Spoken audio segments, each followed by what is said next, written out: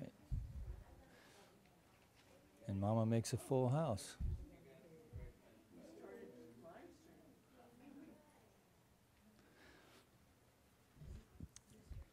Yeah, that's great. I'll just sit over here.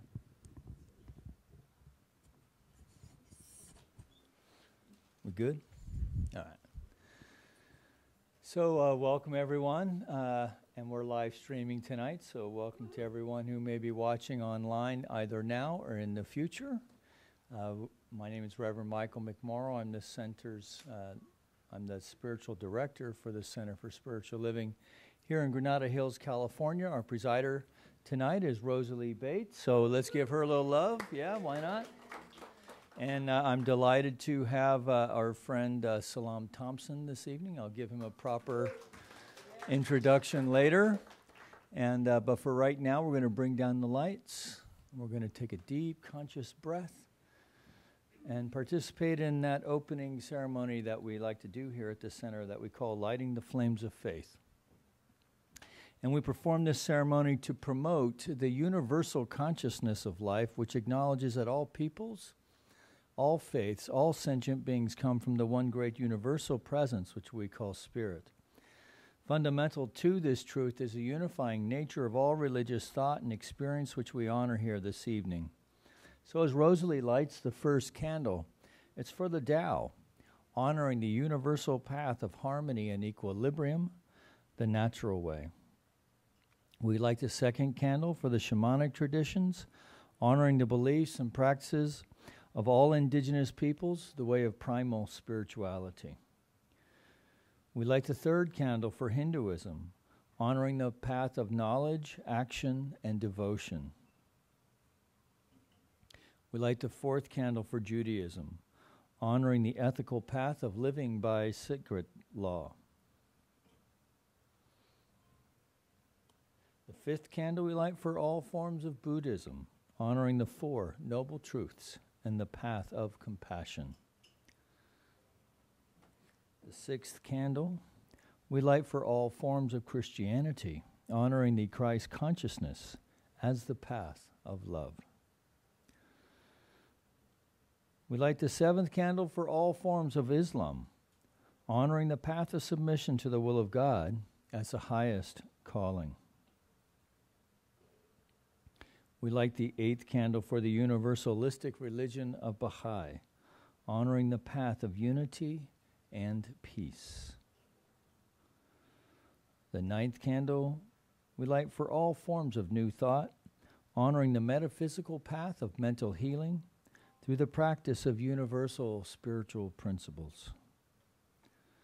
And the 10th candle we light for all those who are as yet unaware of the power and presence of Spirit in their lives, and for the space we hold for them here at our center.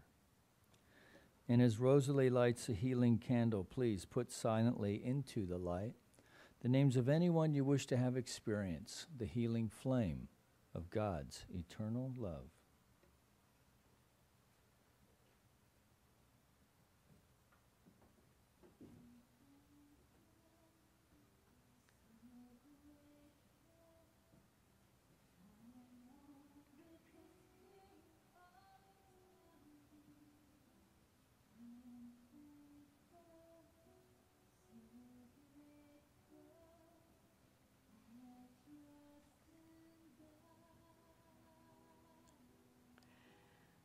I know that as we trust in God, we know that the presence of God is so absolutely here. We are absolutely in this presence so completely that we open wide in conscious awareness to see this presence in every person we meet, in every situation, in every circumstance. And we now are absolutely blessed tonight that we have the presence of a person who is a member of this center and who honors all religions, but most especially Islam, and that we can honor Islam here tonight as we open wide for knowledge, as we open wide to see the truth, as we open wide to know that God is everywhere present, in all places, in Islam and in Christianity, as well as all other faiths. And I know this is so deeply true that I can just stand firmly knowing that God is good and God is all there is. And we say yes to the presence, so completely yes, that I can just know it is happening even now as I speak. And together we simply allow this to be, and I can release my word into the law of mind, knowing that it is in fact done. And together we say, and so it is.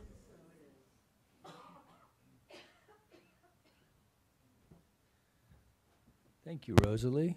Nice treatment for setting the tone. So I'm delighted to have our presenter here this evening. We've been talking about doing something for a while, and I don't know why it didn't occur to me before I did ask him, hey, why don't you just do it? Because I was thinking, I got the right and perfect guy who's right here in our own congregation. And anyway, I'm delighted that Salaam agreed to do this. He has a very powerful story, which you probably won't get into tonight, I don't know. But anyway, he's just an all-around good guy and a faithful Muslim, as his family is faithful in diverse faith tradition in their own household, which is also pretty awesome. So I'm delighted to have him here. He's very cleverly come up with his own talk title, and I'll let him introduce that. So please help me welcome our brother Salaam Thompson.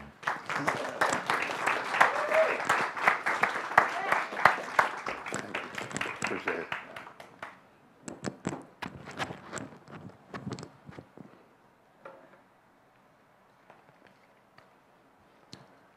Good evening, everyone.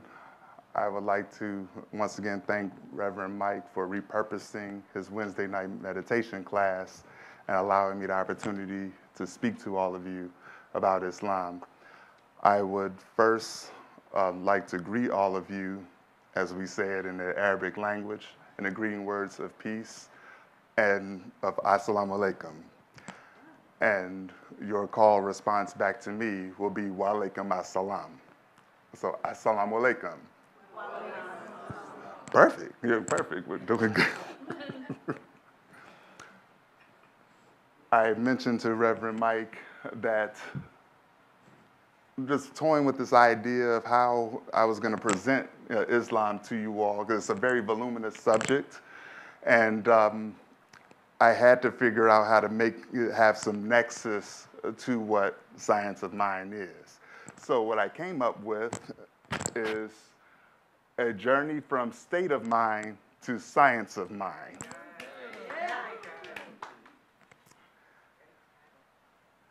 And it couldn't be any more appropriate that I'm here today on the first full day of fasting of the holy month of Ramadan.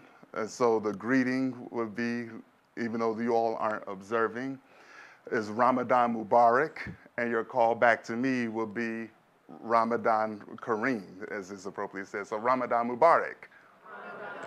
Ramadan Thank you. And it's also during the month of Ramadan, I'll touch on it later in the slide, that book right there, the Holy Qur'an, was revealed to Prophet Muhammad, may peace be upon him forever. As you can see, this is we're going to cover Islamic, excuse me? Yeah, move your mic up higher. Thank you. It's hitting the... Pause for technical difficulties. Yeah.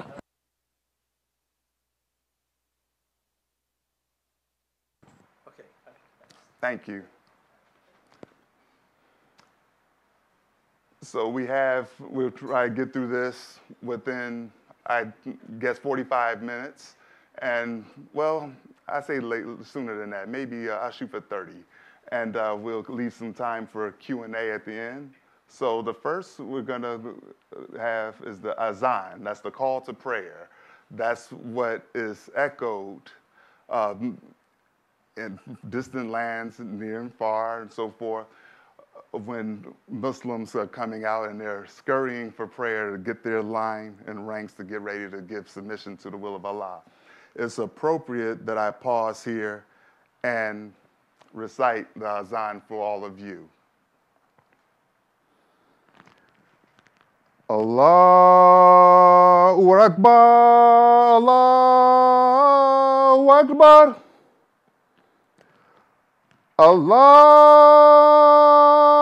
Akbar, Allahu Akbar. Ashhadu an la ilaha illallah.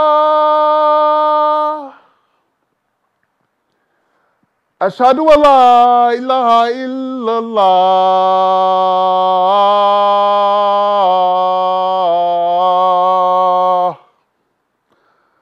Ashhadu anna Muhammad Rasulullah. Ashhadu anna Muhammad Rasulullah. Hayya ala salah. Hayya ala salah.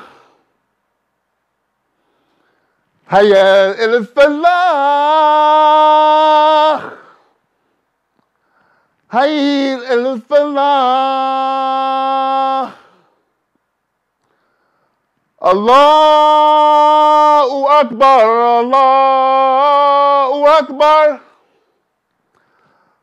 La ilaha illallah.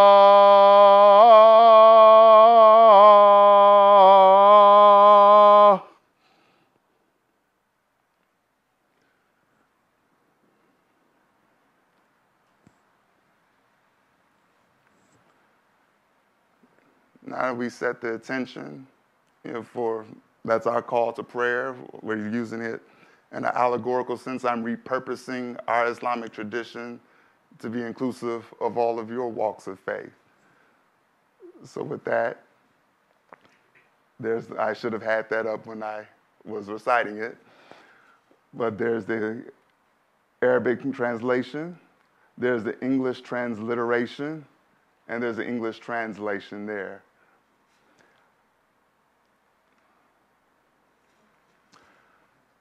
As we start with our journey, the state of mind, the science of mind, so we're kicking a few tires here as it pertains to Islamic faith.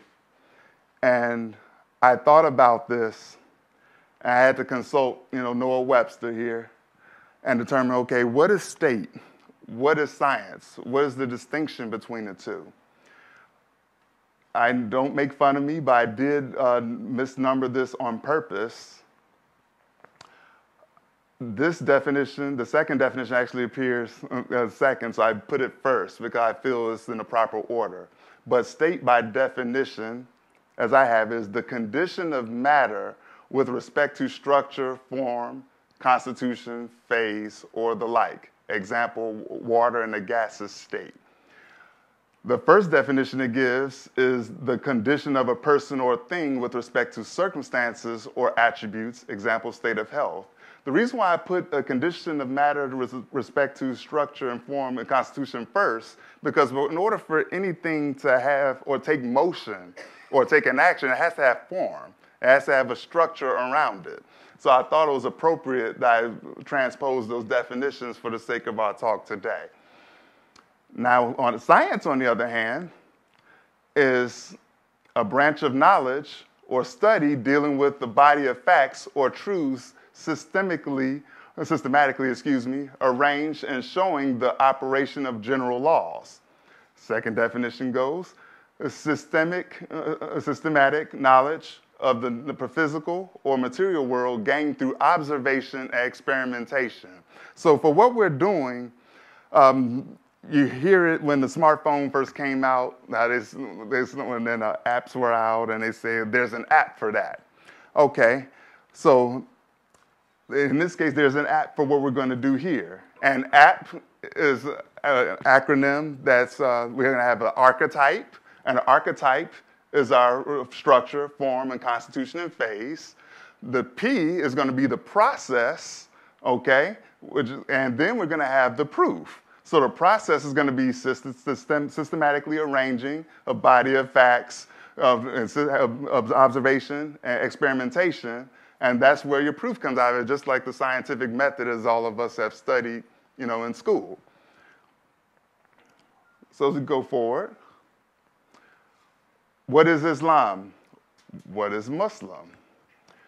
Islam takes a derivative of the consonants, English consonants of SLM.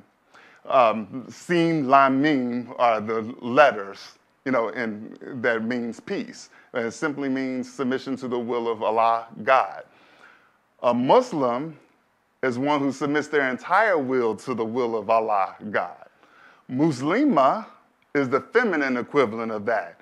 As you see, when I'll go over the attributes later, you'll show how male and female are equally celebrated, although you won't hear as such in the society we live in, unfortunately.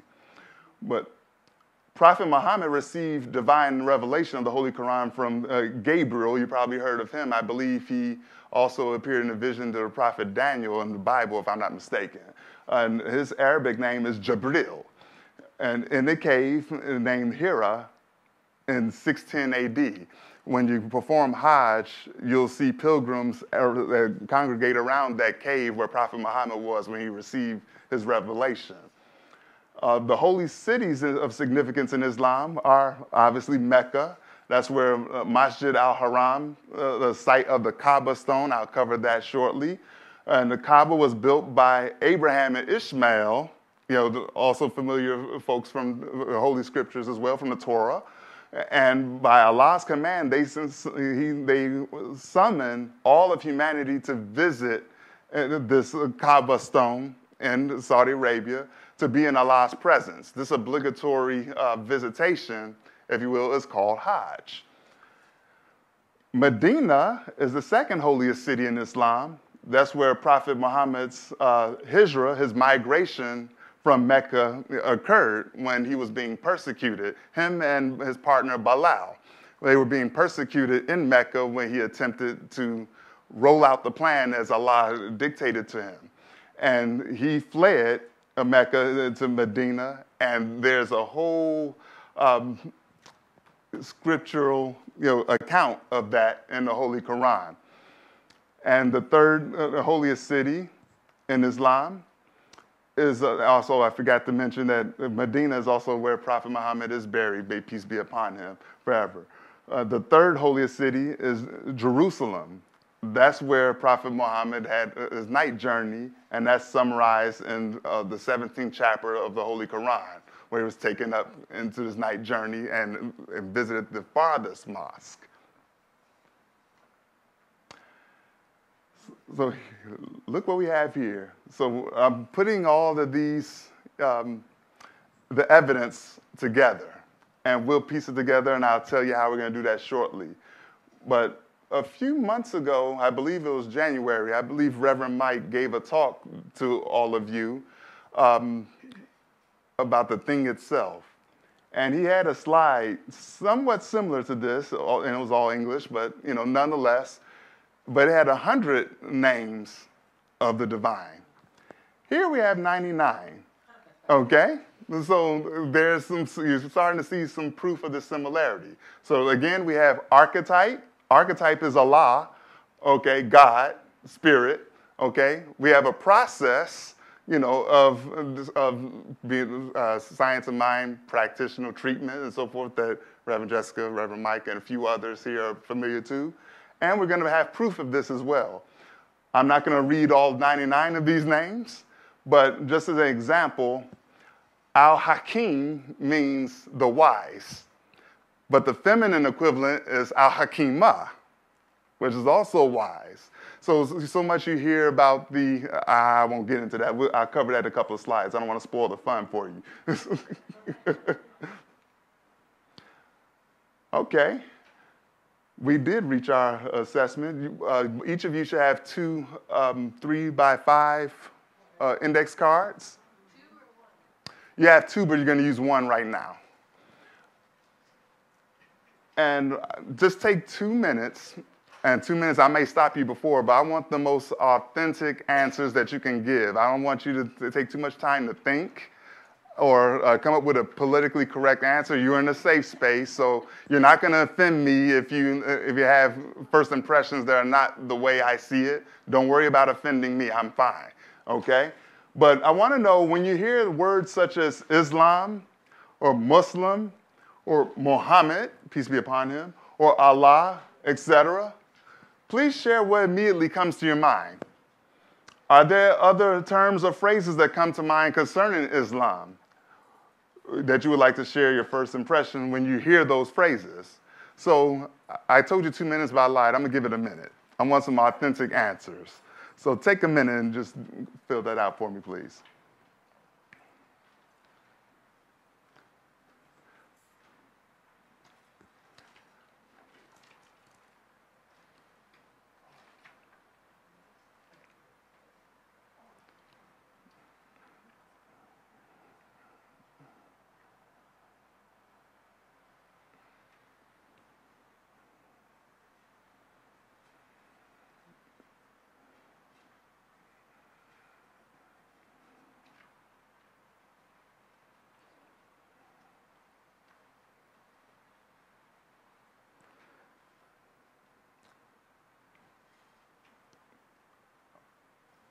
Okay, I'm going to stop you. I was playing Final Jeopardy music in my head as the internal clock that I was using to keep us on time. Does anybody would like to share a couple? Yes, Michael. Radical. Okay. That's a good one. Yes, please. I'm sorry. It just so happened I know you, Mike. But if folks can introduce your name to me when you speak to me, so that way we have some familiarity. Go ahead. Reverend Jessica, devotion. Thank you, Reverend Jessica. I'm sorry I cut you off. Hi, Vinu. Conservative, religious, and prejudices. Okay.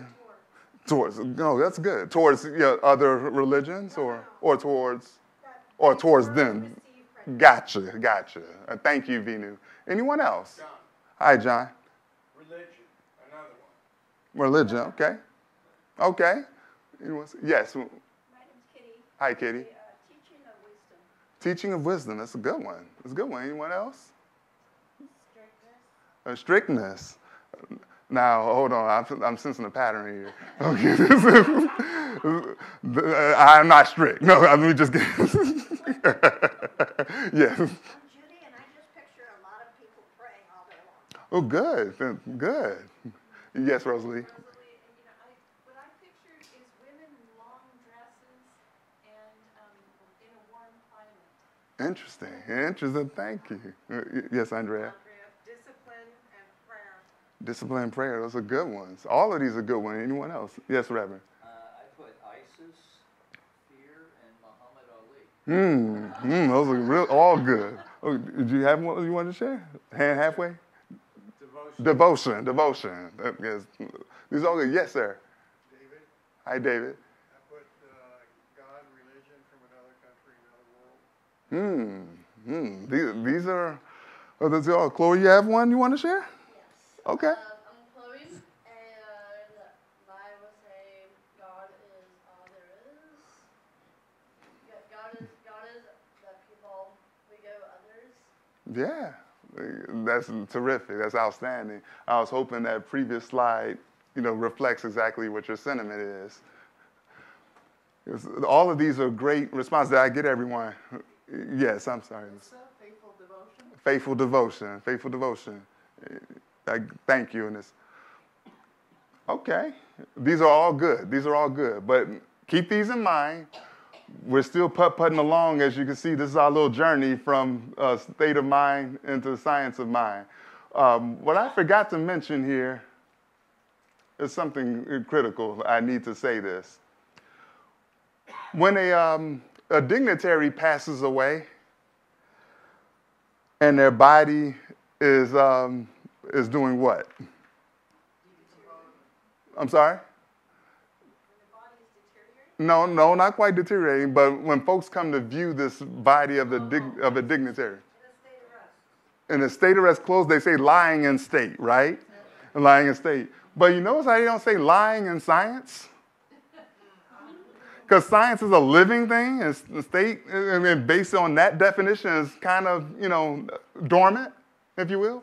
So keep that in mind as we explore this APP process, archetype, process, and proof, okay?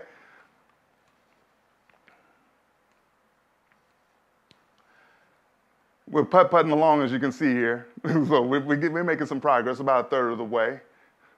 But here are some common misconceptions of Islam that I came up with. Islam is oppressive towards women. How many times have I heard that? Believe it or not, there's a surah, an entire surah, the fourth surah called Al-Nisa, which means the women. And it has provisions in there on how proprieties should be adhered to when interacting with women in society as well as within your household. Did I get that right?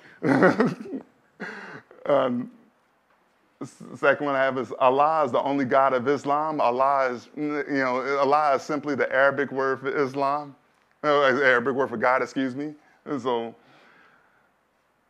just because you speak a different language doesn't mean it's something different. Jihad, or martyrdom, I've heard a few of you have mentioned that. Jihad actually is, in Western society, is a malaprop of holy wars. Doesn't mean that at all. It means an internal strife or struggle. You're wrangling or grappling with an internal idea or a conflict. That's what jihad actually means. But contrary to popular belief, that's not a definition that you would hear. And you would hear interpretations, from scholars who've written the Hadith. I'm not covering the Hadith today. Frankly, I want to stick with the Qur'an because the Qur'an is what's divinely revealed to Prophet Muhammad, peace be upon him. The Hadith was authored by Imam Bukhari, and he was born over 170 some odd years after Prophet Muhammad was deceased. So if Prophet Muhammad wasn't there to divinely reveal that, with relying on scholastic interpretations, which also lead down the roads of some subjectivity, and it'll be at the expense of some and be at the advantages of others, and you have the hierarchy in society that we have today. Islam teaches violence towards women. I think I've touched on that. Islam is intolerable towards other religions. A few of you have mentioned that. Again, back to the Holy Quran, there are several chapters. You'll be surprised. Their entire surah, I bet folks don't know that there's a surah on Mother Mary in the Quran. It's the 18th surah in the scripture. There's a surah on Joseph. His name in Arabic is Yusuf. There's a surah on Moses. His name is Musa. So a lot of the same familiar names and faces from biblical teaching, you'll run into them again, in Islam. So we have our fabric of faith. So the intention is to interweave Islam with science of mind. And when I titled this Fabric of Faith because I've seen in stores, many of you have as well, not like I'm the only one that goes to a department store and shop, but how many of you have seen jeans that says a tag or it says imperfect? And yeah? So you have an article of clothing that's imperfect, by definition it should still be with a tailor, right? But folks will still wear it. So that tag didn't stop it. So we're taking this fabric of our faith, even though it may not be perfect in our own application, but it's perfect in its, in its message. And we'll try and weave it, with science of mind. So we'll smooth out the edges a little bit. But the 5 pillars of Islam are first the Shahada, the declaration of faith. Think in mind when you all stand on Sunday and say your declaration of principles. We'll cover that shortly as well. We'll have the Salah or Salat. Those are 2 interchangeable Arabic transliterations that you'll see with regard to prayer. That's what prayer means in Arabic. And I'll recite Surah Al-Fatiha. That's the very first surah in the Holy Quran, as most often repeated at the point of salat, during prayer. So that means the opening or the key. You're setting the table. Similar to what I did when I performed the azan, the call to prayer, just moments ago. And then the third one, Reverend Mike, I think you'll appreciate this, zakah or zakat, charity, almsgiving. And we were taught in the Quran that Allah loves a cheerful giver, and I'm sure Reverend Mike does too. And so, I see that basket right there. And so, a house, is good in spiritual houses of worship. You still got to keep the lights on, right? So, and folks in the society still have needs that need to be met by those who are privileged and obligated to do so. And the fourth one, as we're in the first day of fasting, Siyam is a fasting of the holy month of Ramadan. And I'll explain more the significance around fasting shortly. And the final pillar of Islam is the Hajj. That's the pilgrimage to Mecca, to the Kaaba stone, where the pilgrims are dressed in simple cloth. Everyone looks the same regardless of class, regardless of race, of income stature, level of society, skin color, and you all are marching 7 times around that stone that Abraham and Ishmael had up there. So it strips you of all your worldly attachments to be in the presence of Allah, because when Allah created us, he created us with internal significance, but he didn't attach worldly attributions to you. You gained them on your own through your own dealings and so forth.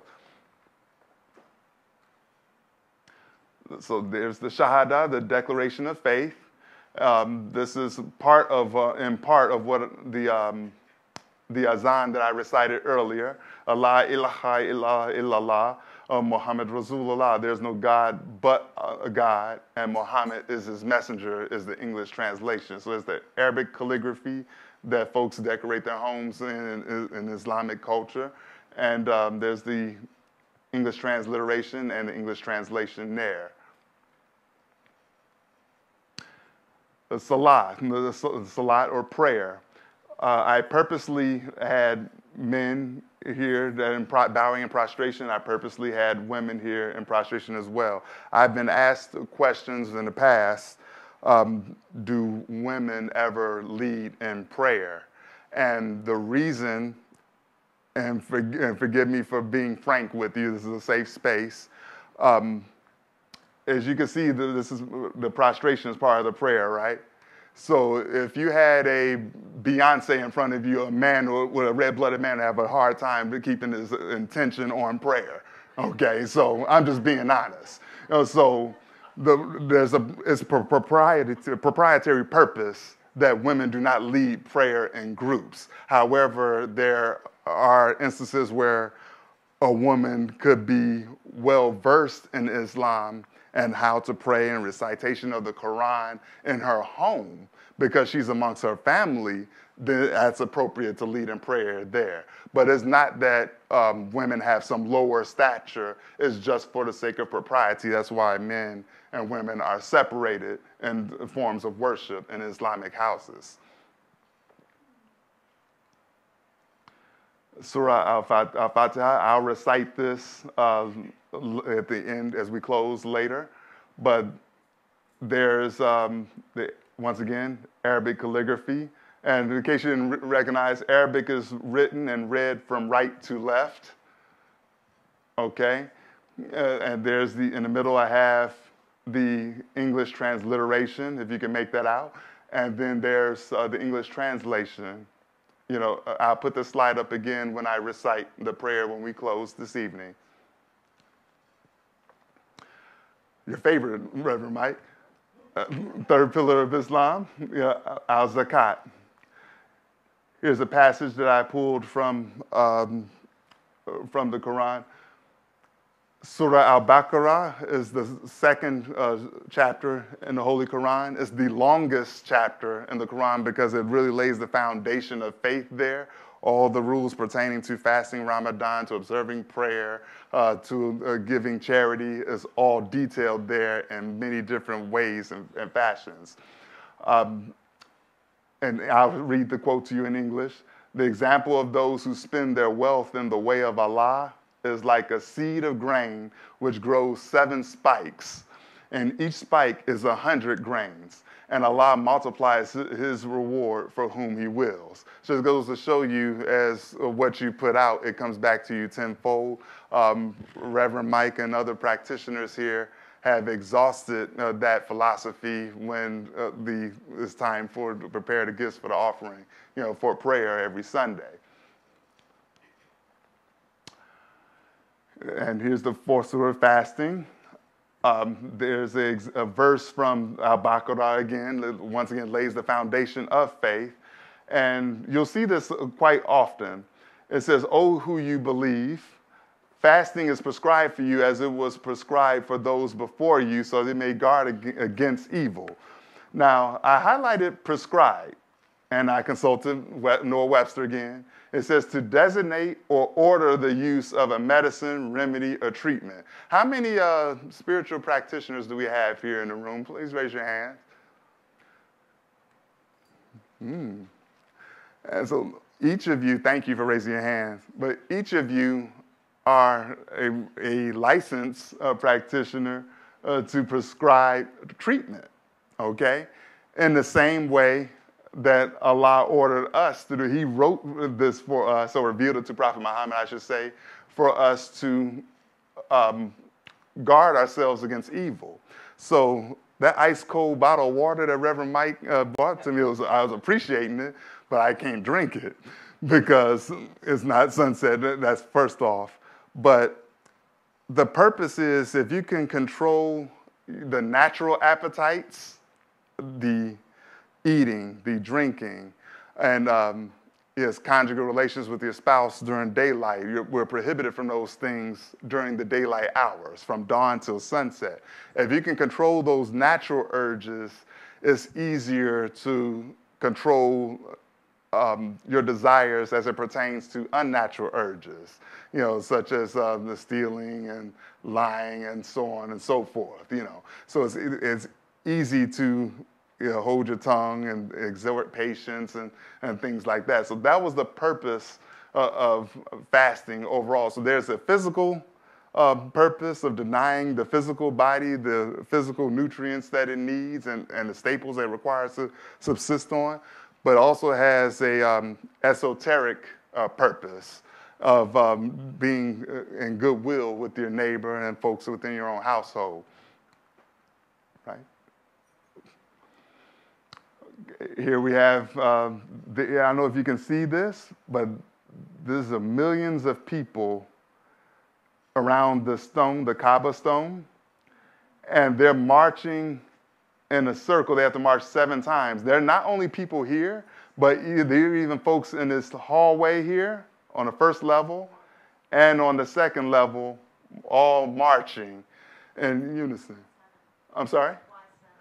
7 is a significant number that they use. It rounds out perfection. It's kind of similar to what is perfection in the Bible, really. So the Qur'an is supposed to serve as an addendum to the Holy Scripture, from that. So 7 is that significant number that they use to round out perfection. Yes? So I've studied that 3 is the God number, the Trinity, and 4 is the earth or human number. Mm-hmm. Those add up to 7. That's a good one. That's a good exegesis of that. Thank you for that. That's very clever. Thank you. So that's the holy city of Mecca. The pilgrims, when they arrive, they stay at these, 5 diamond hotels and things like that. So they're able to just walk right on across the street, right, into the Grand Mosque. This is the largest mosque in the world. And every Hajj, you can pull up a live stream on YouTube and see everyone marching around the Kaaba. It's a beautiful sight to see. Is that men and women? I've seen women and men. They have separation, of course, but they're marching together, all in a circle. Haven't seen. I've never been, honestly, but I haven't seen where families have gone together or men and women have gone around the stone together. So I would think that if they're separated in the houses of worship, they'll be separated here, in the mosque as well. Salaam, Yes, sir. is that year-round or just one particular time of year? That's one particular time of year. The name of the month is Dhul Hijjah. That's the last month in the Islamic calendar. And that lasts for, 7 to 10 days. So that's the Hajj. And they also have an unofficial pilgrimage to Mecca that's called the Umrah, where folks go outside of a Hajj season to Mecca to perform the same sacred act. Yeah, it is. It is. I've seen, but depending on what Islamic center you go to, a lot of travel agents are there, and they have real specials. There's some run from like 7,000 for like real like elaborate, accommodations. I've seen specials that were for Umrah, which is outside of Hajj. Where like for 3 people in a room and a 5-diamond resort. Last one I saw, I think it was like $1,400, per person, for the accommodations, including airfare, your meals, and things like that. So it depends. It ranges. Depends on what you will come across from that particular Islamic center, or what special they have going at that time, and flying out into Jeddah, Saudi Arabia, what have you. Yes, ma'am. What's your name? My name's Bonnie. Hi, Bonnie. Not everyone can go there because they can't all fit into the space or afford it. Is there something that the person does in lieu of going to Mecca? That's a good question. That's a great question. Thank you for that question. Actually, what it says in the Qur'an is those who are financially able and who are in good health, it should go once in their lifetime. That's what the requirement says. Yeah, so if there are folks who go, I know folks who go all the time, and they're pretty well off and have their own law practices or whatever, but they go every single year. They don't miss it. They take their whole family and they just go. But I've been told every time I try to ask someone about it, they said it's just something you have to experience. And I know what I saw from the live stream on YouTube. If it's anything like that, I can only imagine what it's like to be in person. Yes. Can you go if you're not a Muslim? The requirement that I saw was you can only perform Hajj if you are a Muslim, but you can still visit the site if you're not, but outside of the Hajj season. That's the requirement I've seen, because you have to fill out some paperwork that has to go through the embassy there and things like that. So it's very detailed what paperwork is required before you even set foot on a plane. Yes. Thank you for your questions. As you can see by our meter, we're making our way to the end. But here's where we're going to apply some proof here, okay? Archetype, process, and proof. Did you know that algebra, I know I'm not taking anybody's school, I'm not no pop quizzes or anything like that. Algebra derives from the Arabic word algebra, which means a reunion of broken parts. So one thing I will say in my time here at the center, it does a wonderful job of being inclusive. But now you have the pieces in place, but now how do they fit together? So that's where algebra comes in. So we're gonna, right tonight, this whole thing is about solving for X. What is Islam? So we're gonna solve for X as we go forward, and that's the little calligraphy there for algebra. So once again, I put the proof there, 99 names of Allah that we had up here earlier. I'm not going to make you stand. I know you're accustomed to standing when you see this, but many of you all of you should know these principles, but I'm not going to recite them. Let's do with the first one. We believe in one universal spirit manifesting through all, natural and incarnated in us, right? Now, I circled that and said, okay. I'm using algebra again. I'm using a distributive property when I apply Bismillah, okay? In the name of Allah, Al-Wasi, Al-Zahir. In the name of Allah, the all-encompassing, the all-embracing, and the manifester. How does that sound to everybody? About the same? About the same? Okay. So this is proof number one. Do you want us to recite that too? Absolutely. All right. Sunday all over again. Go ahead. In the name of Allah, the knower, I'm sorry. Go ahead and recite this. Excuse me. I went back. in the name of Allah, the all-encompassing, the all-embracing, the manifestor. So keep in mind, when you saying we believe in one universal spirit manifesting through all, natural incarnated in us, you're not deviating from this. This is not deviating from that. It's all one the same, right? Okay. More reading rainbow. The second declaration of principle is We believe that the universal spirit is personal to and reveals itself through everyone who recognizes its presence. Wow. Distributive property again. Bismillah al-Fatah al-Latif. In the name of Allah, the opener, the knower of subtleties. Now think about that. We believe in a universal spirit is personal to and reveals itself through everyone who recognizes its presence. So if a person, bless their heart, if they don't recognize his presence, will it reveal itself to them based on what we just read in the Declaration of Principle? No, right? So that means Allah has the ability to be the knower and be subtle, right? Are we in agreement there? So, archetype, process, and proof. There's an act for it. Third declaration of principle reads, upon a law of mind which automatically manifests in our experience according to that faith. I'll take the Arabic cue. Bismillah al-Badi al-Mujib.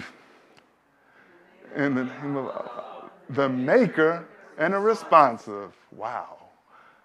We believe that our faith operates upon a law of mind which automatically, not manually, automatically manifests in our experience according to that faith. So we have the maker and we have the responsive.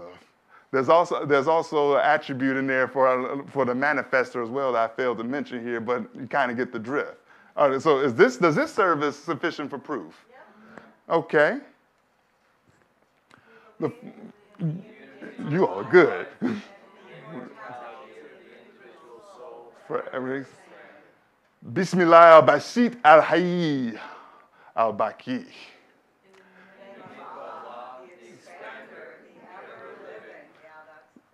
That's clear as day, right? Clear as mud, right? Okay, all right. We won't belabor that.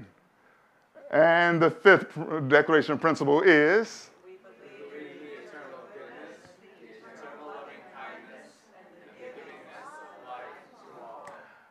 Bismillah al-Barra al-Wadud al-Baki al-Buhi.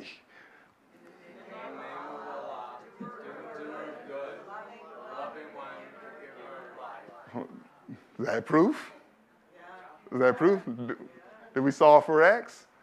Now that we read all 5 declaration of principles, blessings to Ken. He's not here to start with our song, but you know. Wow, did we pull it off? Did we go from a state of mind to science of mind? I think we did good. I think we did good. I'll pause for any questions. Oh, thank you. So, Yeah, I'm Judy. Hi, I've Judy. heard the term of the Quran, but I've never really understood what it is and compare it to the Bible. Oh, so the juxtaposition of the Qur'an to the Bible. I wasn't going to get into this, but I'll tell you what I do know, that the Bible, you'll see, I don't have the verse offhand, but there is verses in there that foretells of the Qur'an that's coming later. And not of my name, but there's a little book that's coming in the future. But I would hope, for the sake of our talk here, that you see some of the same cast of characters. Well, I hate to use that term as it pertains to prophets, high holy prophets, but you see the same familiar names, I should say, that were in the Bible, that you will find them in the Qur'an. So there's a deeper conversation around that. Perhaps if Reverend Mike will allow, I can give you some exegesis on that at another time in another presentation, if he will allow. But you had to convince him, though. Are there any? Thank you for your question, Judy. Are there any other questions that just came to mind? Yes, Vina. I'm just curious. What drew you to science of mind? Coming from an Islamic faith, like where was I've discovered it randomly. I'm just curious how you... Well, I will say that my family and I have passed the center on numerous occasions. We've lived in the area for a number of years, and we've always said we wanted to stop in there, and we just never quite got around to it. And I guess you want to call it serendipity. We ended up here on an Easter Sunday, and in 2015, and we haven't left since. So it's been some time. So, but myself, any spiritual walk of faith I encounter, I'm a noodler. I like to think on things. I like to be scientific with my approach. So I appreciated the use of science as it pertains to faith, and using them in conjunction with one another instead of in lieu of one another. So I was always fascinated by that. And this whole, it has an ecumenical message of love around it. Yeah, we get that. But anybody on any spiritual walk of faith, that should be at the center of what they're doing anyway. It doesn't really deserve to belabor to call that out, but for all intents and purposes, yeah, it's an inclusive line of thought that, I've always tried to find something to balance my perspective on. So with Islam meaning entire submission to the will of Allah, and that's a endeavor that anyone can take on. And it's not specific to Islam. These are just Arabic phrases, for that same action. So I hope that answered your question. Thank you for your question. Is there? Yes, sir, David. I, like a lot of other people in this group, come from other religions. Sure. A great many of the other religions in this country. If you're not in my house, in my religion, you're not going to heaven. Is your faith kind of have that little clause built in also? Do you mind if I read you something? Does anyone mind? Okay.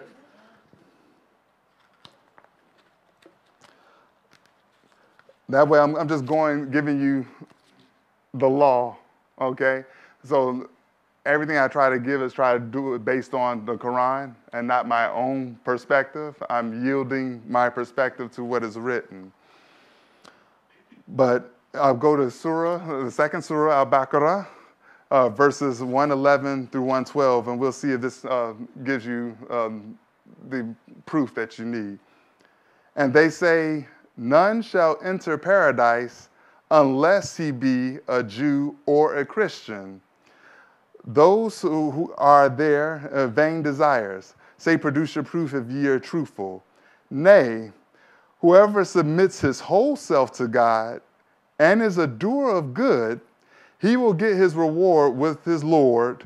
On such shall be no fear, nor shall they grieve. Now, they never said this about, this is from the Quran, okay? I'm not making this up, okay? But that type of teaching, you would have thought that the term Christian doesn't appear in here. The term Jew doesn't appear here, but in fact it does. So it speaks to the inclusivity of the great monotheistic religions, the Abrahamic religions of Christianity, Judaism, and Islam. And it also was said in the second verse that whoever shall do good. It didn't say a faith. It said the principle, doing good. You shall get your reward in heaven from your God. Did that answer your question, David? I like the sound of that. Thank you. Thank you. Any other questions before I go to the cards? I think Chloe. Yes, Chloe. What is your passion to be a better person than anybody in your life? Was it? What is your better person to be when you are like a Islam or any kind of person? So let me make sure I understood your question correctly. Are you saying that what kind of person? Like what kind of person? What is like your different human being and also your sense of humor? Oh, what are my passions? With respect to Islam, I mean, Islam is just, it just is. It's just God. It's just a way of living. It's not really, yes, it's something that you practice in theory and you practice in learning concepts and learning rituals of I didn't go over how to wash or prepare for prayer. That's for another time, but know that there are certain preparations that you have when appearing in the house of worship for prayer. But I think sense of humor is just something it's a human virtue. I mean, you don't necessarily need this to have sense of humor, but you can use this fused with sense of humor to have this harmonic discussion that's safe, for everyone to explore these ideas and kick a few tires as it pertains to Islam. But I never looked at it as a passion of sorts. Maybe it's something natural. I don't know. Maybe you all tell me. I don't know. But I hope that quite answers your question. I never really quite looked at it that way. But thank you for your question. Yes. Leslie. Hi, Leslie. So how come all we get fed to us as a population is the radical, the oppression, the violence, the wanting to convert everybody has to become a Muslim? Where does that come from if this is what This is what it means. It seems like you guys, you Muslim people, No, that's okay. followers, should be upset that your religion is being mistreated. Yeah, thank you for your question.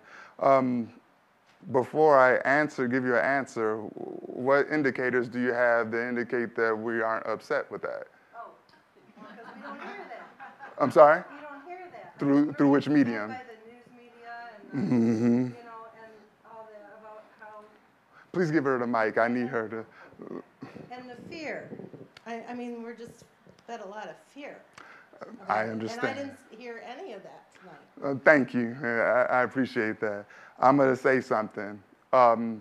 Program. The word program means a downloading and an installation of commands on a device, okay? There's a reason why when you're watching television, it's called a television program, not a television show. So the media, you have to be careful what's filtering through your subconscious, because your subconscious is still working even while you're in a death state of sleep, you see. So this stuff that I just gave you, you won't hear this on Fox News. You won't hear this when they're discussing war plans and some domino theory as it pertains to the Middle East. None of this stuff ever come up. I know that that's a separate conversation that we can have with that, but I just wanted to be clear. Thank you for being receiving of what I'm giving you. But there is dissension within the Islamic ranks on how Islam is being presented. But it doesn't do the masses any justice if that is told. Because if that is told, they can't control you through fear. You follow what I'm saying? Please tell me no if you're not. I'll deliver it another way. Yeah, but the best way, see, a truth-telling person and a liar have something in common. They both know the truth. And you can only be a good liar, if you know the truth, okay? So the mediums through which the way of living in Islam is conveyed, you see it's antithetical to what's here.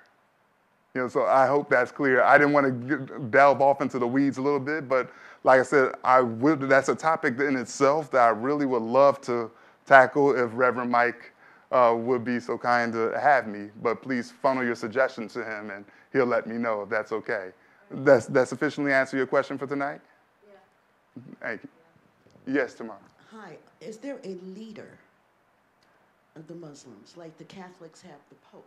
Is there an actual leader when it comes to Muslims? I will say this. I didn't cover this term. I didn't think we would get there, but thank you for the question. The term Imam, many of you have heard that. It doesn't mean high priest or anything like that. Imam simply means a learned person of the Qur'an. And what I mean by learn is they recite this from cover to cover in Arabic in the same cadence that I use when I perform the azan, okay? So anyone who has devoted their understanding to the Qur'an and it's the correct recitation is capable of being an imam. So there's no hierarchy there. There's no divinity within the personal ranks. Like no one's not throwing rose petals at the imam's feet or anything like that. It's just not the way it is in Islam, because we believe in Allah, the Beneficent, the most merciful master of the Day of Judgment. Thank you, Tamar. Did I answer your question? Thank you. Are there any other questions before I go to these burning index cards? Okay. We'll grab one here. What is the basic belief of Islam? Does that question still need answer after if it does, let me know. I'll be happy to share. But thank you for who asked the question.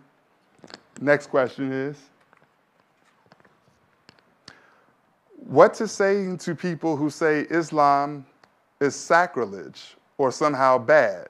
Also Muslim, Islam. What to say to people who say that Islam is sacrilege? Personally, myself, I would just say, here, you show me what's sacrilege. Like I said, archetype, process, proof.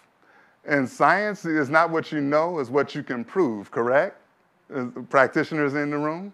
So if they can prove it to me, then that's fine. And Allah stated that he gave challenges, issued edicts, that if you can prove, go to the ends of the earth and things like that, or if you can exhaust my words beyond the capacity of all the oceans and the bodies of water as ink and all the trees as pens, if you can exhaust my words, then my people will follow you. It says that here.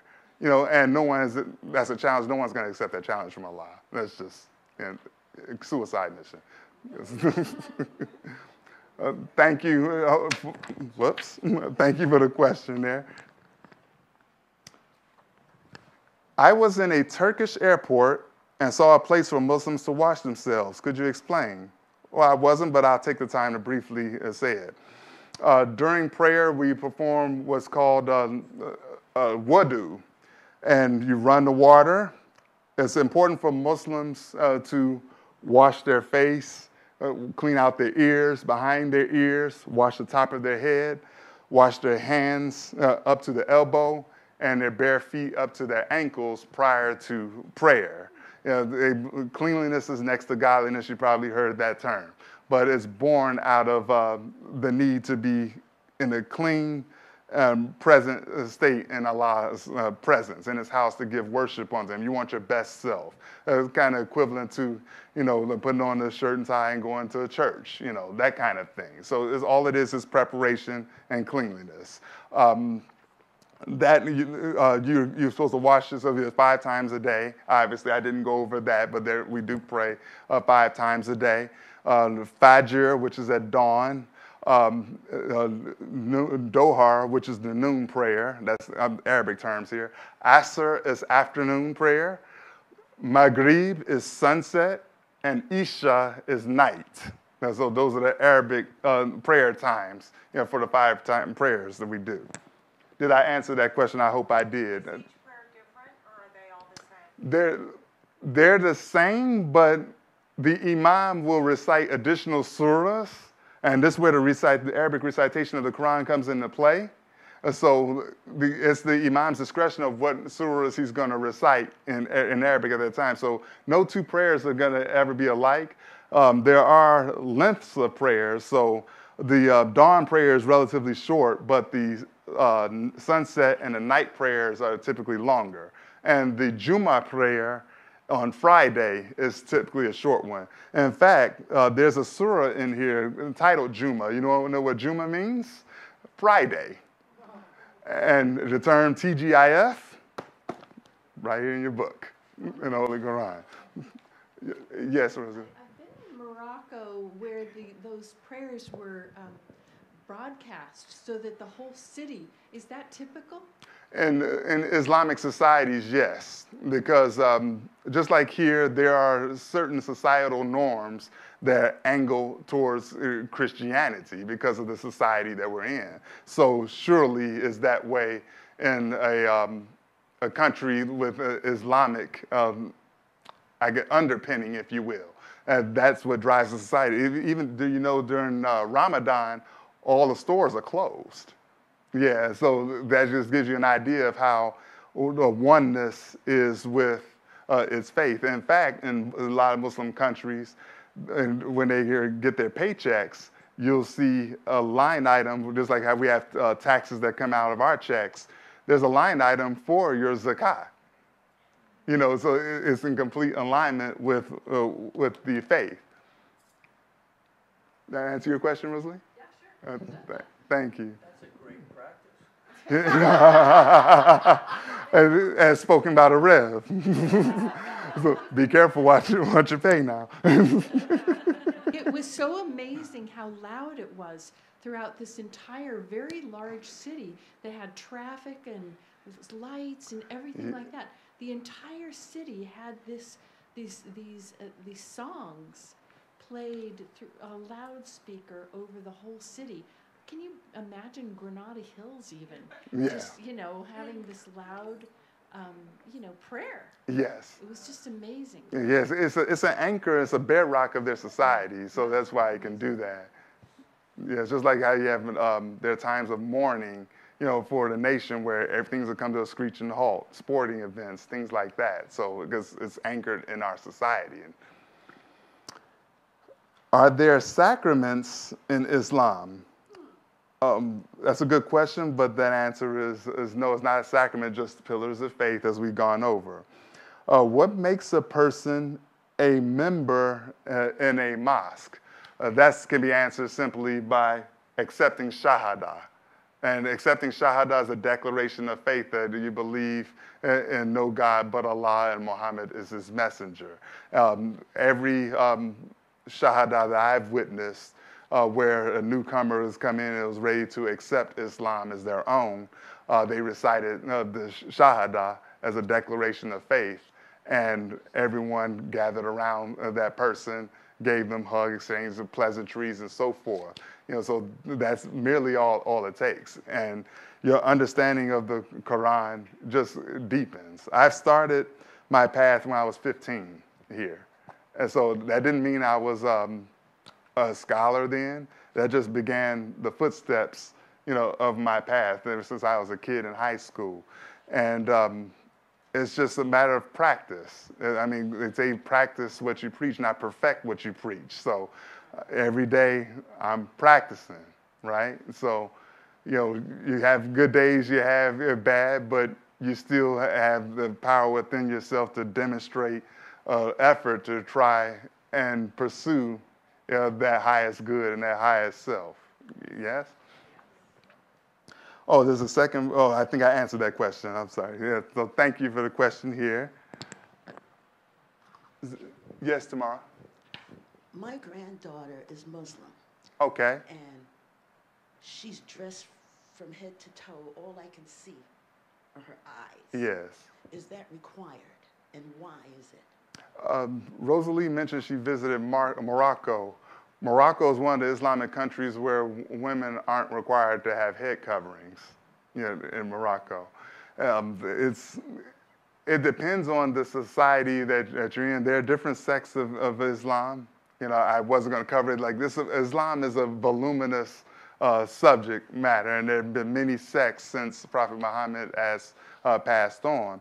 But that is not required. Some women have just simple hijab, head covering. You see their eyes, and things like that, their faces and whatnot. And then just like societies in Morocco where women aren't required to have head coverings. And then there are some where, like as you mentioned, where it's just their eyes. And quite frankly, it is that image that's ingrained in the American and a Western psyche that when they see that, they're thinking, okay, something is about to jump off. And it shouldn't be that way, but I've seen Jesuit women with coverings from head to toe. No one jumps at the sight of them when they're shopping in the stores and so forth. And I've seen, priests the same way. But this just goes to show you how much implicit bias is ingrained in our society. And it goes hand in hand, discussion of religion. Spirituality is where we here is our intention, but of course it's going to segue into religion because the societal norms, and we have to function within a society, right? And then it spills over into ethnicity, biases there, gender bias, sexual preference bias. I mean, so there's biases in everything, but it's just, I believe in checking them with archetype, process, and proof. There's an app for it. Right? So, thank you, Tamara. Yes. Leslie. Hi, Leslie. Who makes the decision as to whether the woman wears a burqa, total, or just a headscarf? Or who gets to make that decision? A lot of that is society. Like if you remember when the Taliban were running around running things. People malapropped Islam for the practices of the Taliban. And you have to understand that these are countries that have cultural norms already. And when Prophet Muhammad, when he was even alive, he was in Mecca himself, there were some barbaric practices going on in Mecca, in Saudi Arabia, that he died basically not even making any headway in there. And then after he passed away, things just went amok with each passing generation. And so you have the Taliban, we have women being flogged in the streets and or having genital mutilation and things like that. That stuff is not Islam. I wish I could share with you, like, go into, maybe we'll schedule a talk where we'll cover the fourth surah, Al-Nisa, the women, and just go through it, and so we can see proof of what was revealed to Prophet Muhammad about the stature of women in society, the correct stature. It's in the Quran. It's the fourth surah. And I advise folks to, if you can, if there's an Islamic center near you, I know my center that I attend is up the street, that they'll get you a Quran if you really desire it, just for easy reading, or if you're in while the brick and mortar bookstores are still around. You can go into Barnes & Noble and peruse there. And they also have online versions as well that are easy to find. And audio citations in Arabic for the Quran, if that so fits your palate. Thank you, Judy. Any other questions before I continue with the... Yes, Michael. It seems like, I don't know, in this country, does it follow a certain ethnic group or something that follows Islam, or? You would think that. I know that, see, you have this cataclysmic event of folks who immigrate from, let's say, Jordan or Qatar or other Arabic countries where Islam is prominent. And then you have folks like myself, you know, who were influenced by the Nation of Islam and through the exegesis of Nation of Islam philosophy and calling black folks back to their original path, so to speak. And we were, particularly me, I was influenced through hip hop music. And in the early golden age of hip hop through the late 80s and mid 90s, any favorite artist that I had was infusing little nuggets of Islam. I didn't think about that. And there's one of my favorites, his name is Rakim. And I know I'm going into the weeds, but this is prevalent to your question. Rakim is what's called a 5%er. And I'm not going to go into that. I don't want to confuse anyone, but we'll talk about that later. But Allah, as the 5%ers teach, is an acronym for arm, leg, arm, head. That shows the universal aspect of Allah. And I think in our app process of us developing this app this evening, we saw proof of that, I would say.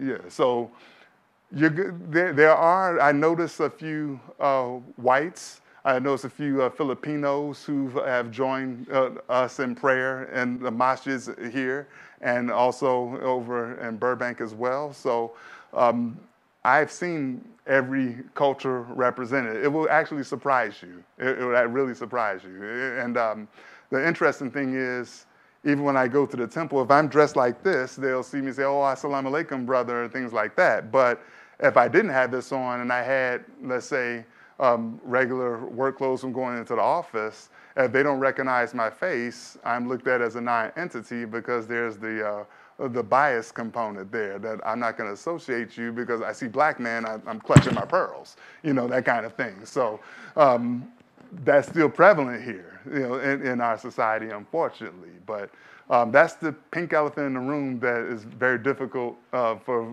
folks to have these types of crucial conversations around. But as you can see, it's interwoven. It's like a ball of yarn.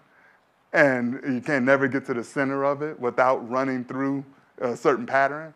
Same thing. Yeah. Thank you, Mike. Chloe, did you have a question? Micah, please. No, I was gonna say, do you believe in Jesus when you think about yourself? Of course. When you like trust yourself, then you have to trust your feelings or emotions or anybody that you touch for. Thank you, Chloe. Of course, we don't, in Islam, we don't believe in Jesus, but Jesus has an elevated stature in our faith. We don't bestow divinity to any of the prophets. They're there to deliver the message. The divinity in our spiritual philosophy is reserved for Allah, okay, and Allah only. We're a monotheistic religion. Jesus, I must say, his name as in the Holy Quran is Isa. You'd be surprised how many times his name appears in the Holy Quran. I didn't cover that, but we'll cover that during a holiday where Jesus' significance is celebrated, maybe during Easter, maybe during Christmas, if Reverend Mike allows. I'll come back and we'll go over some of Isa's anecdotes and impacts as it pertains to the Holy Quran. Thank you, Chloe.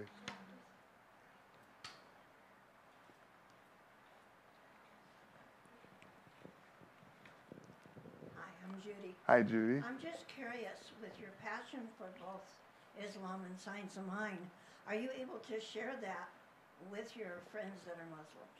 I have. Yes. Are you accepted?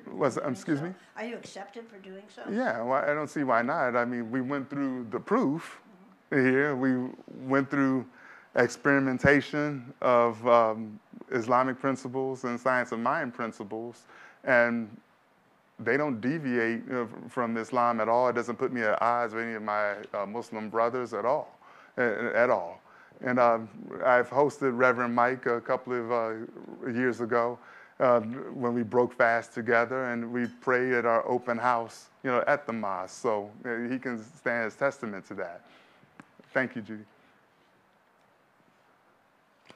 Any other questions before I continue with this? These are great questions, by the way. Okay, I'll read. Maybe something else will fire off. Can you explain jihad in context of modern times? Do I still need to explain it further, or do we go? Yes. How is it? I didn't ask that question, but that is That's a really okay. good question. And just to maybe give a little more clarity of how you think it is that people made the leap from the inner struggle to suicide bombers. Like, what switched to make that now that's how we think of jihad? Okay. I'm going to offer you a verse from the Qur'an that deals with a prohibition of suicide. Let's see if I can find it here. Well, it's two verses, in fact. First is Surah 16, verse 78. It says, "It is he who brought you," no, I take that back. No, not that one. I have it here. Hang on. Here it is. Here it is.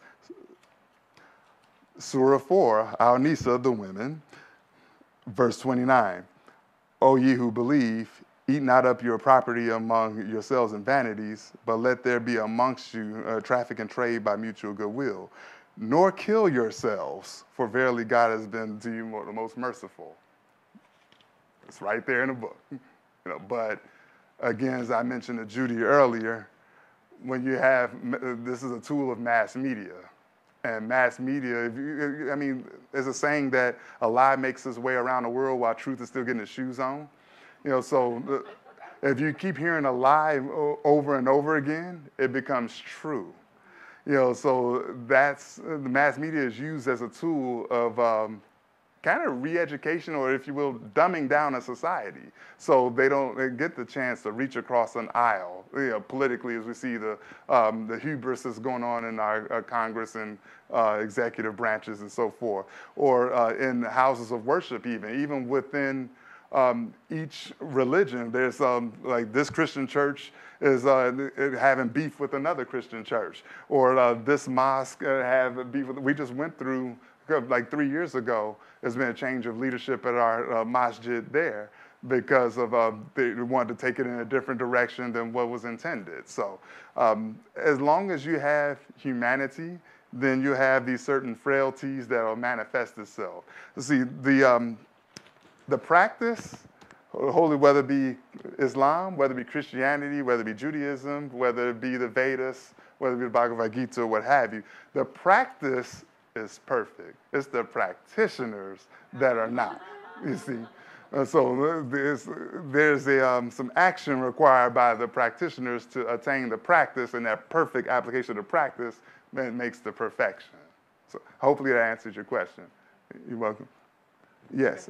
Is there anything in the Quran, speaking of that, of the 72 virgins? Not at all. How that came about? That's in the Hadith. That is not verified and is nowhere present in the Quran. Like I said, a lie makes its way around the world while truth gets the shoes on. That's something that, it's been in the media. So. And again, when you're talking like that, the Hadith, it kind of sanctifies suicide bombings and so forth. That's why I read one of the verses to Emily, with regard to being prohibited from killing yourself, in the Quran. But yet these folks are doing it in the name of Allah. You can't be, because that's a falsehood. I'm here to tell you that's a falsehood. It's right here. So there's some evaluation there as to, okay, what are we doing here? Like, are we practicing what was revealed as truth, or are we practicing a scholastic interpretation of what's truth? And scholarship can be for good or for bad, But we've had a series of 99 attributes up here, when one of them was Allah saying, Bismillah Hakim, he's the wise. So how does it look for a member of his creation trying to explain something better than he could? better than spirit. It doesn't really add up. That's not, I mean, we just had a couple slides on algebra. That's mathematically doesn't make sense. You know, something's not jiving with the numbers there. You know, but thank you for your question. Any other questions? I have a couple more cards in there. Okay, I'm digging in.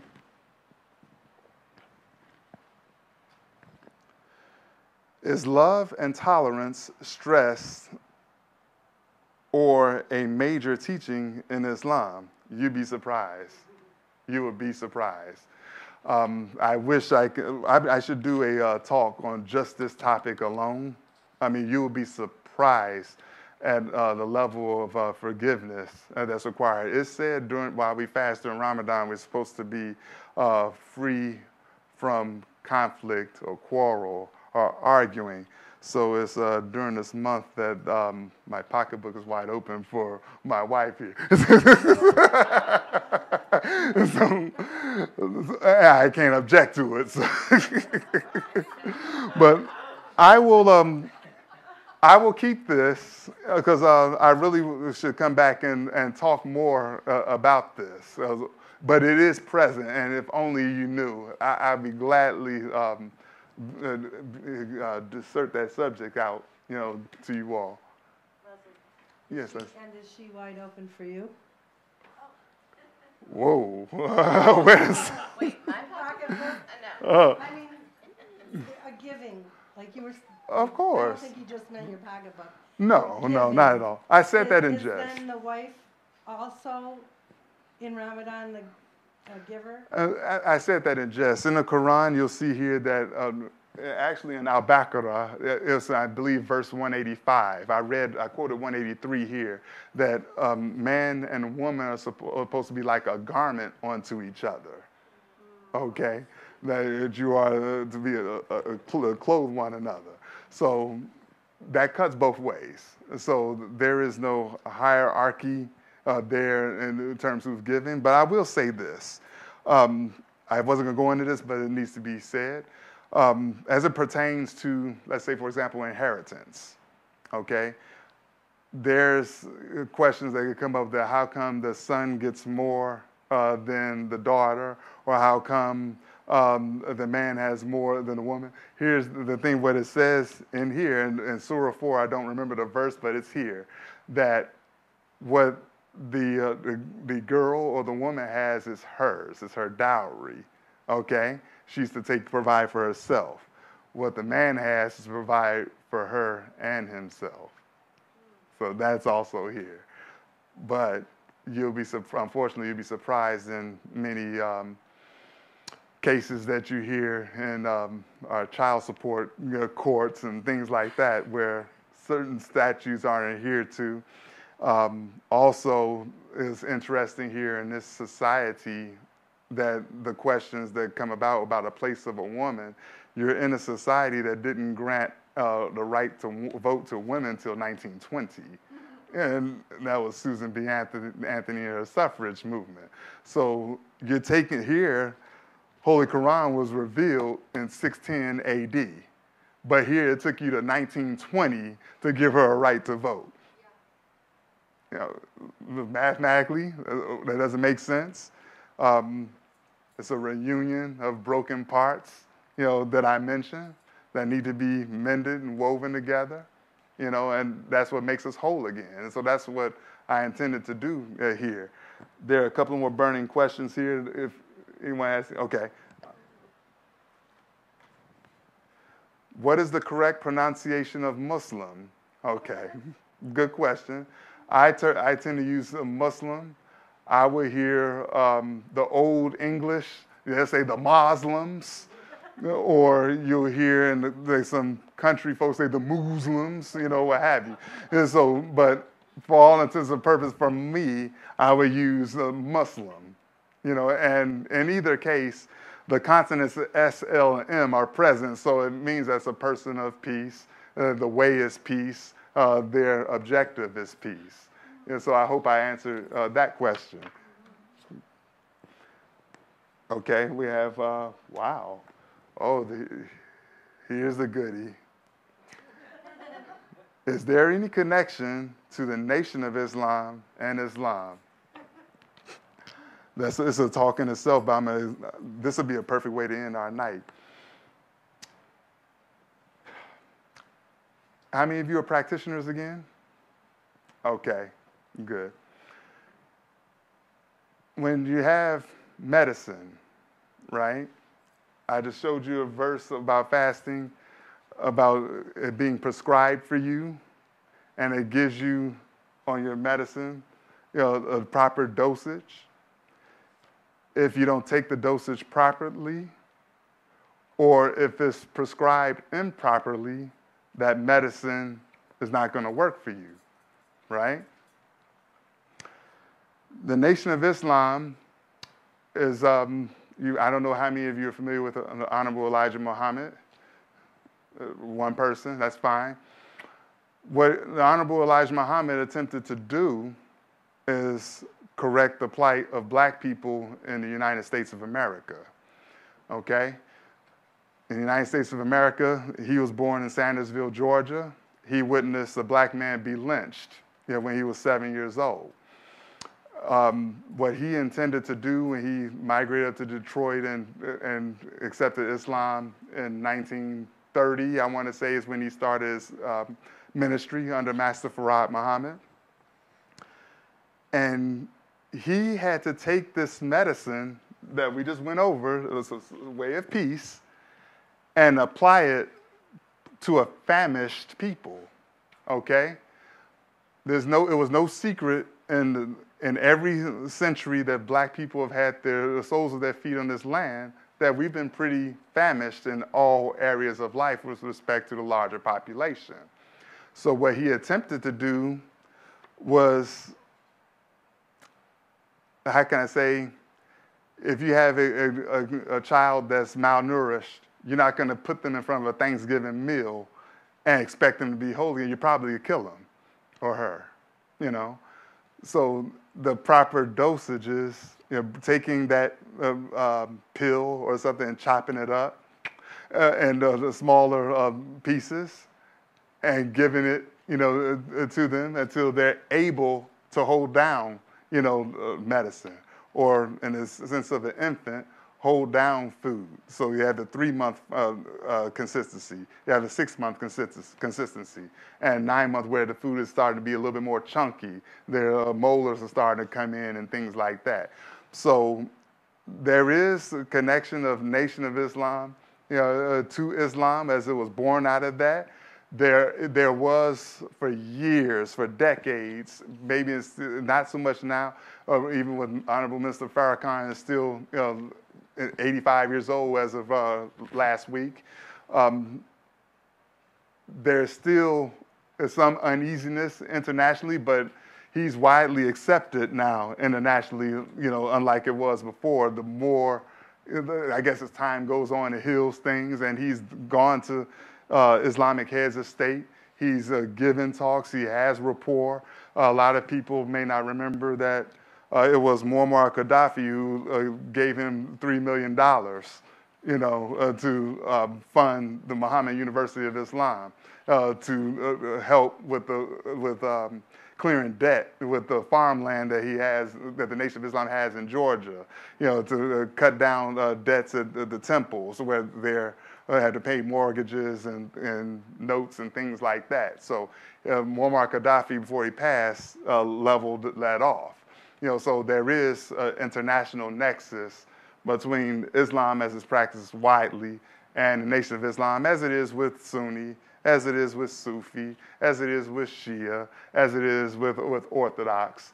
But what Elijah Muhammad attempted to do was feed us in small kernels of what Islam actually is, that you may grow into it. Once upon a time, they didn't have Jummah in the Nation of Islam. They now have it now because they've evolved in their learning. They used to only fast during the month of December because he wanted to take black folks from practicing white religions that didn't affirm them, that didn't celebrate them, that denigrated them, and accept their own. That was his intention. Okay, and so now that the nation has progressed and now it's 80 some odd years old, it's gone to where they're practicing the holy month, fasting the holy month of Ramadan with the rest of the Muslim world. So we're at one with one another, although the origins are quite different. This was a dynamite question. I hope I answered it. There's more to go into in depth with this question. I'll be happy to do it at another time. That ended the amount of cards there. Are there any other final questions before I close with the recitation? Can Yes. you tell us briefly what goes on in a wedding, in a Islamic wedding?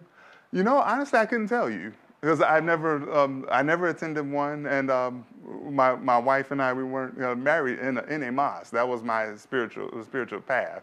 But I mean, if you're so inclined, I can certainly acquire that information. I can get that information and share it with you a later time if that suffices. Yeah, maybe we'll do something on that. You know, but I know that saying that I gave earlier about a man and woman being a garment unto one another is highly repeated and highly emphasized as it pertains to matrimonial unions.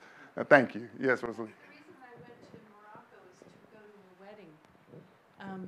So, you know, because a relative of mine was marrying a Moroccan, and, you know, it was a huge celebration with the most extended family I can ever imagine, Yes. and partying all night long. Yes. And then, you know, taking this whole party then to like a journey at the end, and then photographs, and, you know, it just went on and on. Like it's a much more extensive celebration than in our country. Yes. Like days, and, you know, another group of people here and there, and another meal here, and, you know, it's just like huge celebration. It's amazing. Yes, thank you. Thank you for sharing that. Yes, David. I just wanted to say I hope we're going to see you back here again. Thank you. Thank you. Thank you. Thank you. I appreciate that, David. Yes. So in the nation of Islam, is everyone required to study Quran? Yes, they are. And if somebody who is a non-believer, explain what you mean by non-believer. it's like, you know, people gone, you know, they have gone through like crisis or tragedies. Sometimes they don't think God exists. Okay. In that sense, you know, they become a non-believer for a while. Mm-hmm. So does that happen? It happens in any walk of faith. I mean, just because I'm a Muslim or, you know, anyone else is a Christian doesn't mean that your faith may at some point in time be challenged. I mean, we live in challenging times. Things are challenging in our dealings, you know, on the planet Earth. I mean, the sojourn that we have to go through daily, you know, just to keep things moving along. You know, but everyone's faith gets challenged at some point in time or another. I hope I answered that correctly.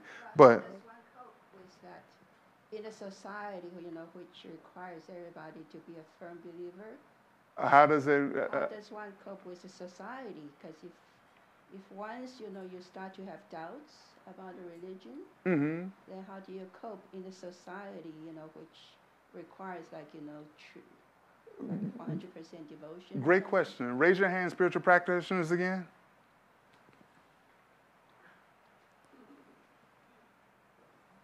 You know, I can tell you my experience in Morocco. It's just that some people go to the mosque and you know, do the celebration, and then some people don't. You know, it's just like it's that kind of simple. You know, in this family that my niece married into, you know, they celebrated the wedding as though, you know, they're very into it, but it's like everybody's doing their own thing. Mm-hmm. You know. Thank you for that. But you're good. I was thinking, you know, because in the nation of Islam, I think, so me, my understanding is like they require you to be, you know, 100% devotional. No? That's not true. Okay. Not Answers true. my question. Not true. Thank you. anyone? Yes. So,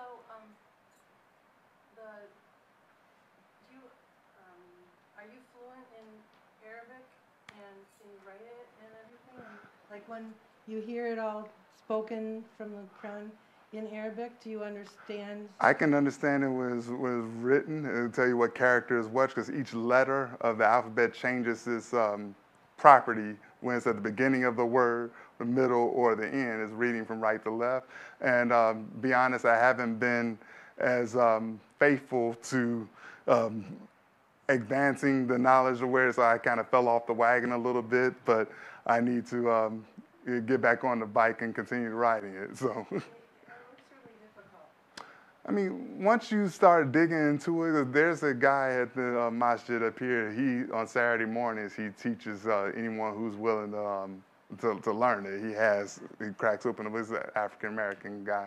And anybody is willing to sit with him, after dawn prayer, he'll just sit there and just teach whoever. They go over just basics. They don't try to boil the whole ocean at one time, but they go over like certain aspects, and they just keep at it and keep at it. There are 10-year-old kids there who can recite this Quran cover to cover in Arabic. So it takes practice and, consistency. Yes, thank you.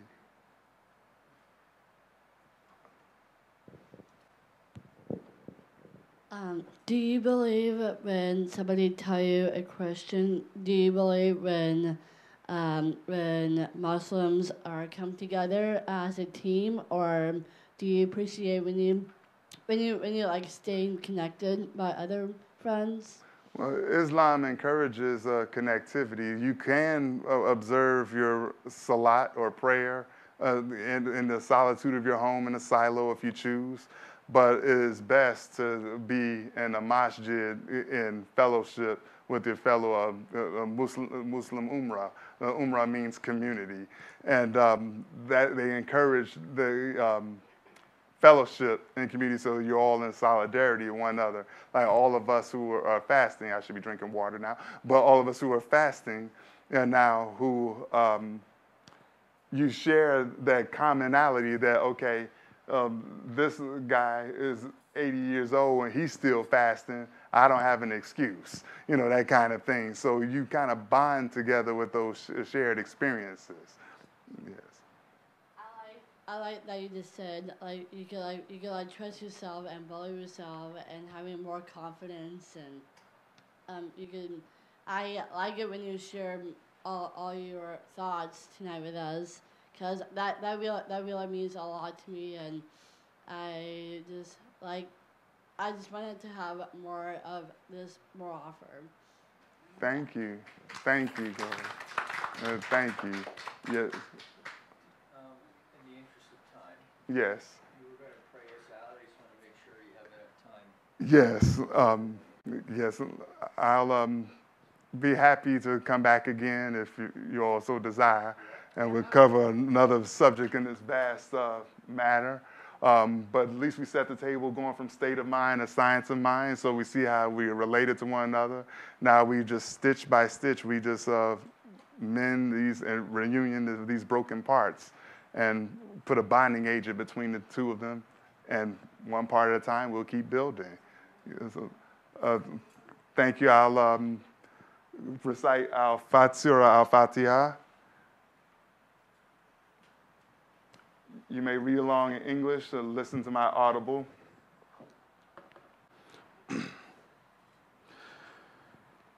Bismillahir Rahmanir Rahim. Alhamdulillah Rabbil Alameen. Rahmanir Rahim.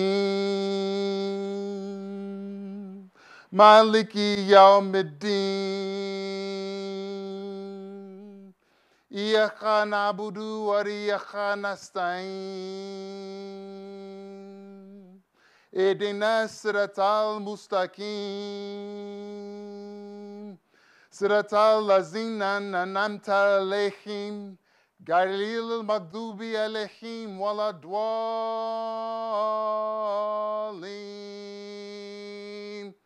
Amin.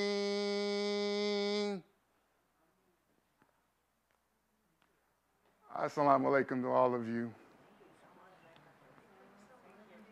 Thank you.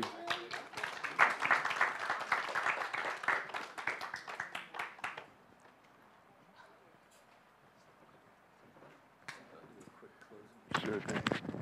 Need to get this.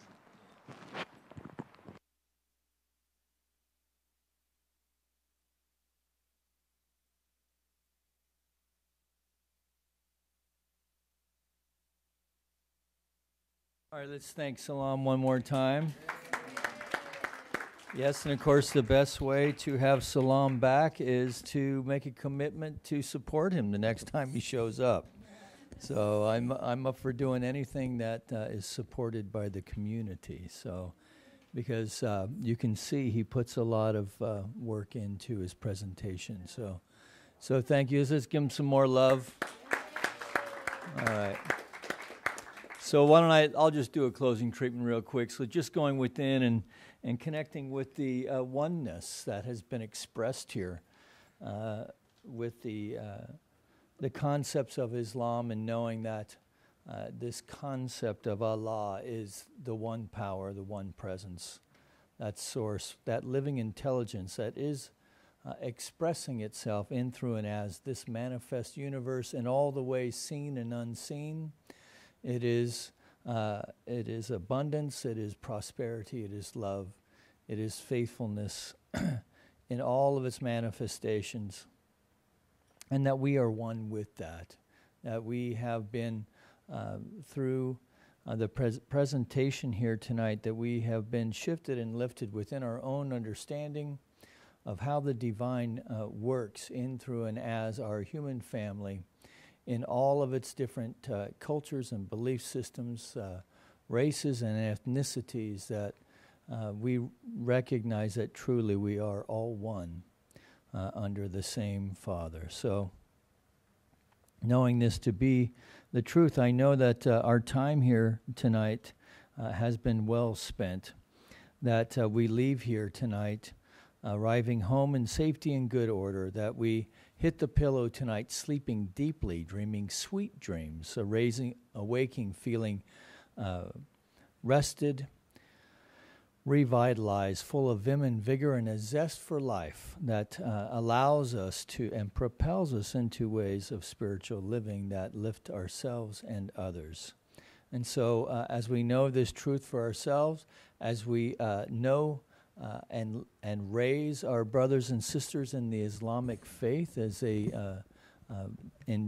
move into this month of Ramadan, that they do so safely and faithfully. So we just release all these ideas, all these emotions, all these feelings of goodwill to the law, knowing that it is done. And together we acknowledge this by saying, and so it is. Thank you. So, Reverend Mike, if somebody does have an offering today, they can just stick it in the basket. Oh, yes. Yeah, so there's if you would like to make an offering tonight, there are baskets in the back, and there's also offering envelopes. Thank you. You can put it up here. Thank you. There's prasad now.